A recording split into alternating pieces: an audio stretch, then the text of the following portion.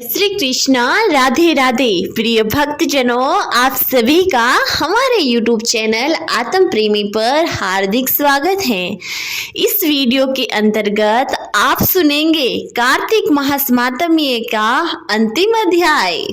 प्रिय भक्तजनों, आज का कार्तिक मास का अंतिम अध्याय सुनाने से पहले आप सभी से बस एक निवेदन करना चाहती हूँ कि अगर आप हमारे इस YouTube चैनल आत्म प्रेमी पर पहली बार पधारे हैं तो चैनल को सब्सक्राइब अवश्य कर दीजिए, क्योंकि आपको इस चैनल पर हर माह की कथाएं सुनने को मिलेगी। इसी के साथ ही शिव महापुराण की कथाएं और भागवत कथाएं सुनने को मिलेगी। इसके अलावा विभिन्न व्रतों से संबंधित कथाएं और अन्य धार्मिक जानकारी भी आपको मिलती रहेगी। इसलिए निवेदन है कि चैनल को सब्सक्राइब अवश्य कर दीजिएगा।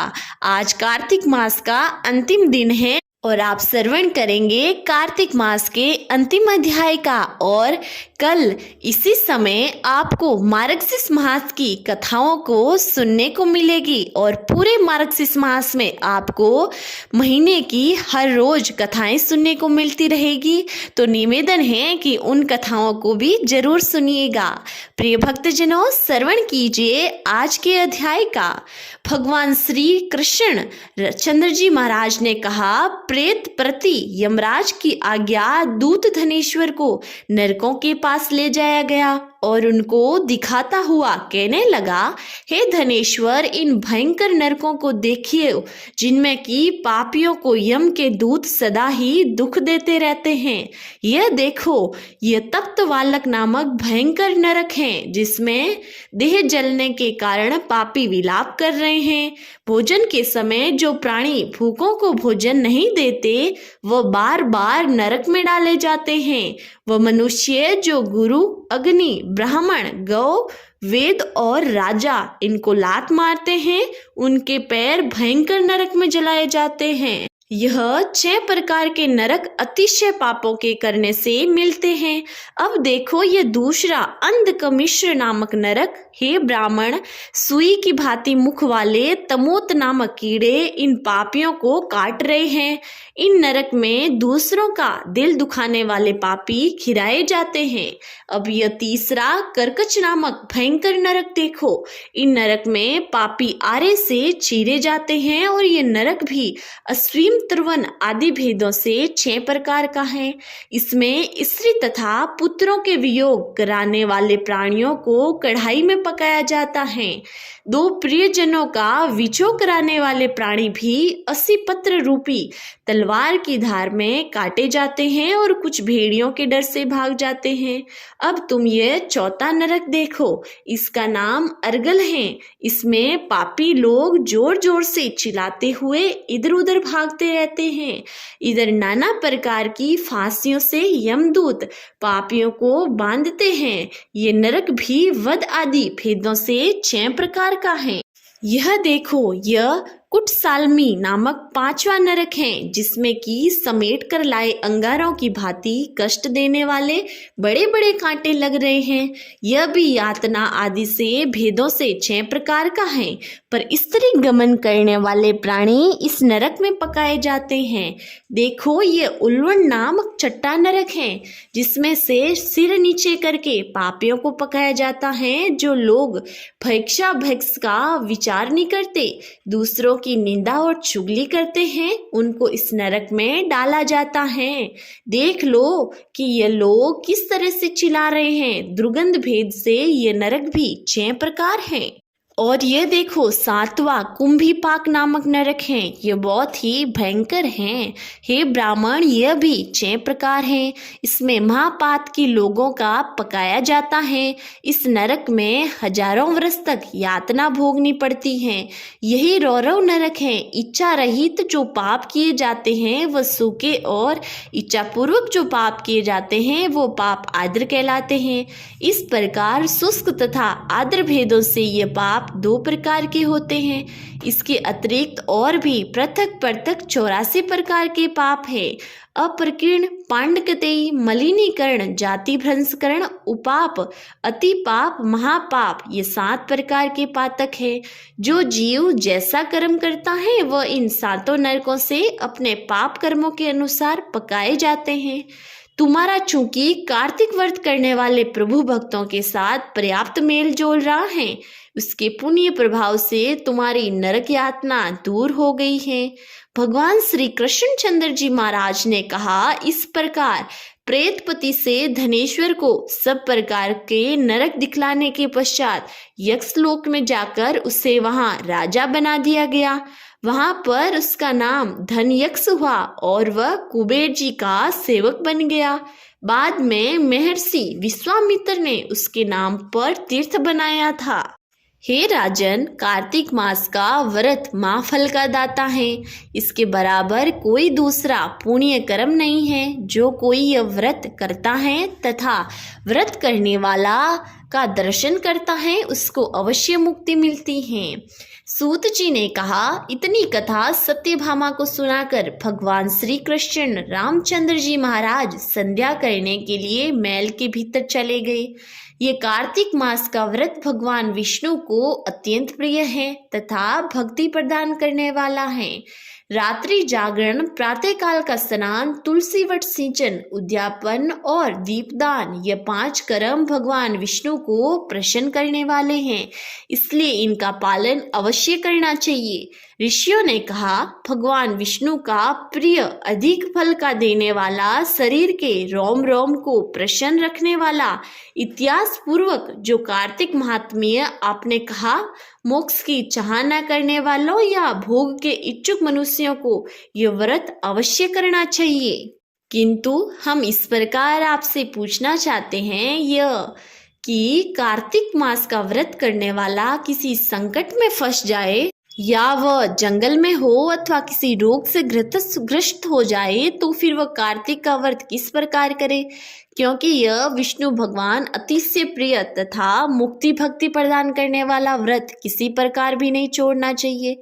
श्री सूत जी ने उत्तर दिया, यदि कार्तिक व्रती किसी संकट में फंस जाए तो वीरता के साथ भगवान शंकर तथा भगवान विष्णु के मंदिर में जाकर जागरण अवश्य करे। यदि भगवान शंकर का मंदिर भगवान विष्णु का मंदिर पास न हो, जिस किसी भी देवता का मंदिर पास में हो उसमें जाकर रात्रि जागरण करें।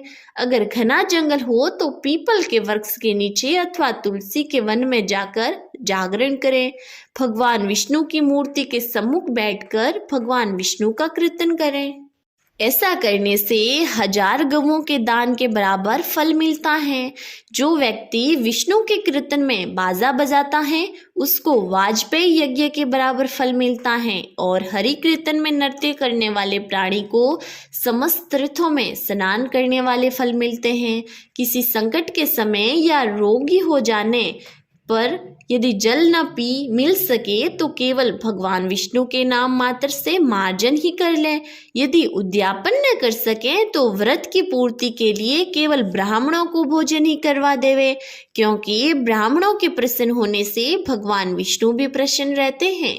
यदि आप दीप दान न कर सकें तो दूसरे के दीप की वायु आदि से भली भांति रक्षा करें, और यदि तुलसी का पौधा पास न हो तो वैष्णव ब्राह्मण को ही पूजा कर लेवें, क्योंकि भगवान विष्णु सदा अपने भक्तों के निकट ही रहते हैं। इन सब के न होने पर व्रती ब्राह्मण गौ, पीपल और वट वृक्ष की सेवा करें।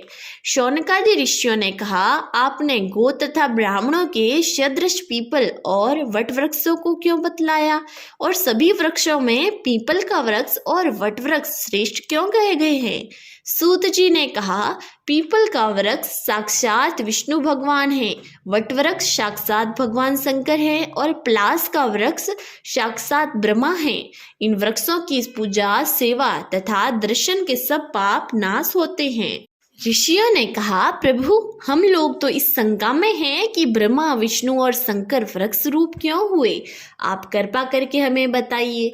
श्री सूत जी ने कहा, प्राचीन काल में भगवान शंकर और पार्वती विहार कर रहे थे कि उस समय उनके विहार में विघ्न डालने के विचार से ब्राह्मण का रूप धारण करके अग्निदेव वहां पर गए। विहार में आनंद का नाश हो जाने के कारण क्रोध में भरकर श्री पार्वती जी ने समस्त देवताओं को श्राप दे डाला। पार्वती जी ने कहा, हे देवताओं, विशेष सुख को कीट पतंग भी जानते हैं, उन पर आप लोगों ने देवता होकर विघ्न डाला है, इसलिए आप सब लोग वृक्ष हो जाओ। सूत जी ने कहा, इस प्रकार क्रोधित पार्वती जी श्राप देने से सब देवता वृक्ष हो गए। इस कारण भगवान विष्णु तथा शंकर भगवान दोनों पीपल और वट वृक्ष हो गए। इसी कारण भगवान विष्णु का शनिदेव के साथ भोग होने के कारण केवल शनिवार को ही पीपल को स्पर्श करना चाहिए और किसी दिन नहीं। ऋषिगणों ने सूत जी ने कहा, हे सूत जी, पीपल का वृक्ष शनिवार को छोड़कर सप्ताह के बाकी दिनों में क्यों नहीं पूजा जाता।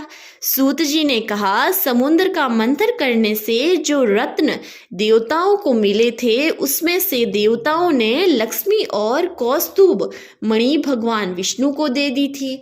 विष्णु भगवान जब लक्ष्मी से विवाह करने के लिए तैयार हुए तो लक्ष्मी ने कहा, प्रभु जब तक मेरी बड़ी बहन अलक्ष्मी का विवाह नहीं हो जाता आप मुझ छोटी बहन से विवाह कैसे कर सकते हैं, इसलिए आप पहले मेरी बड़ी बहन का विवाह कीजिए, बाद में फिर मुझसे विवाह कीजिए, क्योंकि यह प्राचीन नियम है।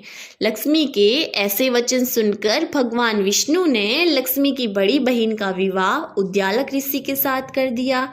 वह लक्ष्मी बड़ी क्रूर थी, बड़ा मुख, चमकते हुए दांत, वृद्धा के समान शरीर, बड़े बड़े लाल नेत्र और रूखे बाल। महर्षि उद्यालक भगवान विष्णु के आग्रह पर उससे विवाह कर उसको वेद मंत्रों की ध्वनि से गुंजित हवन में पवित्र धूप से सुगंधित मनोहर ऋषि आश्रम को देखकर बहुत दुखी हुई। अलक्ष्मी ने महर्षि उद्यालक से कहा, इस आश्रम में वेद ध्वनि हो रही है, अतः ये स्थल मेरे रहने योग्य नहीं है, अतएव तुम मुझे किसी दूसरी जगह ले चलो। उनकी बात सुनकर महर्षि उद्यालक ने कहा, तुम यहाँ पर क्यों नहीं रह सकती और तुम्हारे रहने के योग्य दूसरी जगह कौन सी है, ये मुझे बताओ। अलक्ष्मी ने कहा, जहाँ पर वेद ध्वनि होती हो, अतिथियों का साक्षात्कार होते हो, यज्ञ आदि होते हो, उस स्थान पर मैं नहीं रह सकती। जहाँ पर पति पत्नी का आपस में प्यार हो, पितरों से निमित्त यज्ञ हो, देवताओं का पूजन होता हो, वहाँ पर मैं नहीं रह सकती।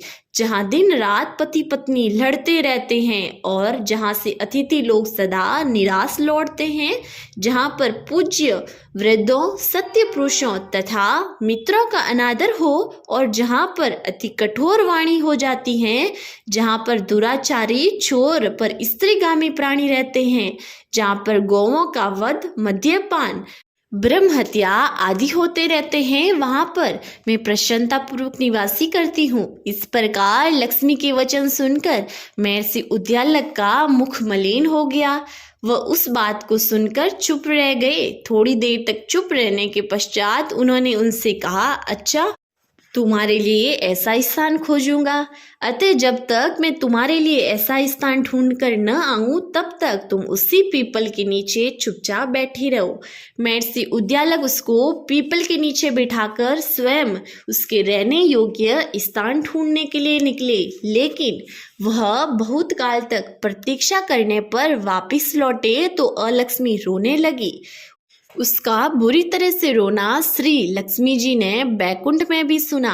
अपनी बहन का रोना सुन लक्ष्मी जी व्याकुल हो गई। उन्होंने दुखी होकर भगवान विष्णु से कहा, हे प्रभु, मेरी बड़ी बहन अलक्ष्मी पति को त्याग देने से अत्यंत दुखी हैं। हे नाथ, यदि मैं आपकी प्रिय पत्नी हूँ तो आप उसे आश्वासन देने के लिए उसके पास जाइए।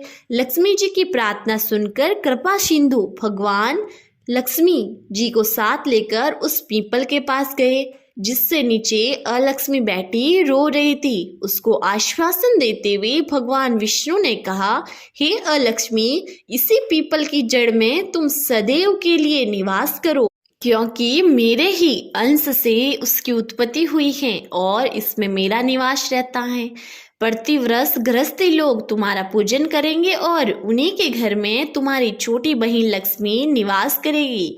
स्त्रियों को विविध प्रकार के उपहारों से तुम्हारी पूजा करनी चाहिए। मनुष्यों को चाहिए कि वह पुष्प, धूप, गंधादि से तुम्हारी पूजा करें, तभी लक्ष्मी उन पर प्रसन्न होगी।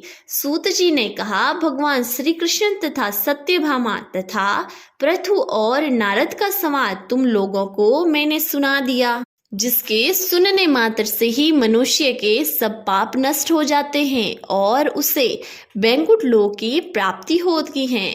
तुम लोगों को जो कुछ पूछना हो पूछ सकते हो, उसे भी मैं विस्तार पूर्वक कहूँगा। सूत जी की बात सुनकर शौनक आदि ऋषि महर्षि थोड़ी देर तक प्रसन्नचित्त वहां बैठे रहे। तत्पश्चात श्री बद्री नारायण जी के दर्शन करने के लिए चले गए। जो प्राणी इस कथा को सुनता है और दूसरों को सुनाता है, वह इस संसार में संपूर्ण सुख प्राप्त करता है। प्रिय भक्तजनों, कार्तिक मास का आज अंतिम अध्याय समाप्त हुआ। प्रिय भक्तजनों, आप सगळारो घणो घणो धन्यवाद। अगर आपको आज की कथा पसंद आई है तो वीडियो को लाइक जरूर कीजिएगा और हाँ, चैनल को सब्सक्राइब करना तो बिल्कुल मत भूलिएगा, क्योंकि आपको पता ही है कि कल से इसी समय इसी चैनल पर मार्गशीर्ष मास की कथाएं भी प्रारंभ हो रही हैं, तो उनका श्रवण भी कीजिएगा और आपका प्रेम इसी प्रकार बनाए रखिएगा। मिलते हैं अगली एक नई वीडियो के साथ, तब तक के लिए हर हर महादेव।